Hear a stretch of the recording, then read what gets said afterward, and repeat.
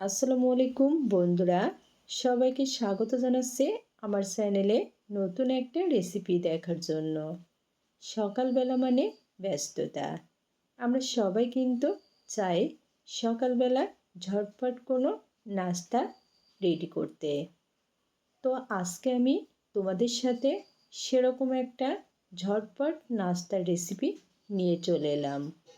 রেসিপিটা তৈরি করা একেবারে সহজ আর খেতে কিন্তু দুর্দান্ত স্বাদের। তাহলে চলো দেখে নিই কীভাবে তৈরি করছি।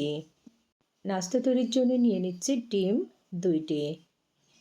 আর বন্ধুরা, তোমাদের ডিম যদি ফ্রিজে থাকে অবশ্যই নাস্তা তৈরির 10 মিনিট আগে বের করে রাখবা। এখন খুবই ভালো করে ফেটিয়ে নিচ্ছি যেন এর ভিতরে কোনো লাম্পস না থাকে। নিয়ে নিচ্ছি স্বাদ মতো লবণ আর 200 গ্রাম পরিমাণ আটা, 1 টেবিল চামচ বরবটি কুচি, 1 টেবিল চামচ কাঁচামরিচ কুচি, 1 টেবিল চামচ টমেটো কুচি, 1 টেবিল চামচ গাজর। গাজর কিন্তু বন্ধুরা আমি গ্রেটারে করে গ্রেট করে নিয়েছি। 1 টেবিল চামচ পেঁয়াজ কুচি, হাফ টেবিল চামচ ভাজা জিরার গুঁড়া, অল্প একটু কালো গোলমরিচের গুঁড়া। এখন সব উপকরণগুলো ভালো করে মিশিয়ে নিচ্ছি। মিশিয়ে নেওয়া হয়ে গেছে। এখন এর ভিতরে নিয়ে নিচ্ছি পানি, 1 কাপ পরিমাণ পানি। সবটুকু পানি কিন্তু একসাথে দিব না, অল্প অল্প করে পানি দিয়ে ব্যাটার তৈরি করব। আর হ্যাঁ বন্ধুরা, এখানে কিন্তু আমি আমার পছন্দ মতো সবজি নিয়েছি। তোমরা চাইলে কিন্তু তোমাদের পছন্দ মতো অন্য কোনো সবজি এখানে অ্যাড করতে পারো। বন্ধুরা, আমি ব্যক্তিগতভাবে একজন স্কুল শিক্ষক। তো আমি প্রায় সময়, বিশেষ করে সকালের টাইমে এভাবে ঝটপট এই নাস্তাটা তৈরি করে নিই।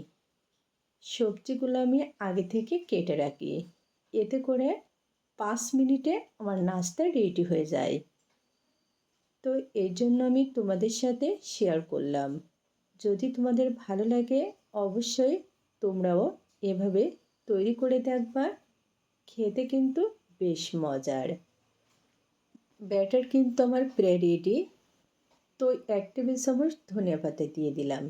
এটা দিলে কিন্তু খেতে আরও বেশ মজার হবে।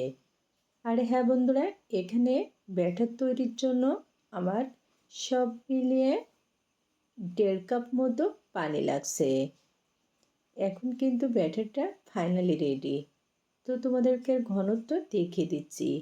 দেখো, খুব বেশি পাতলা না, এরকম ঘন হবে। তো এখন চলে যাচ্ছি নাস্তা তৈরিতে।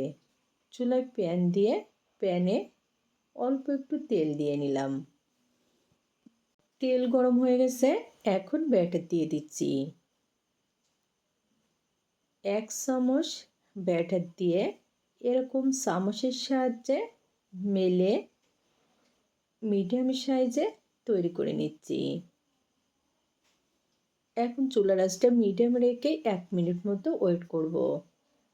দেখো বন্ধুরা, 1 মিনিট মতো পরে উপরটা কিন্তু শুকিয়ে গেছে। তো উল্টে নিচ্ছি। এভাবে 2 থেকে 3 বার উল্টে পাল্টে ভালো করে ভেজে নিচ্ছি। সব মিলিয়ে 2 থেকে 3 মিনিট মতো ভাজলে নাস্তাটা কিন্তু রেডি হয়ে যাবে।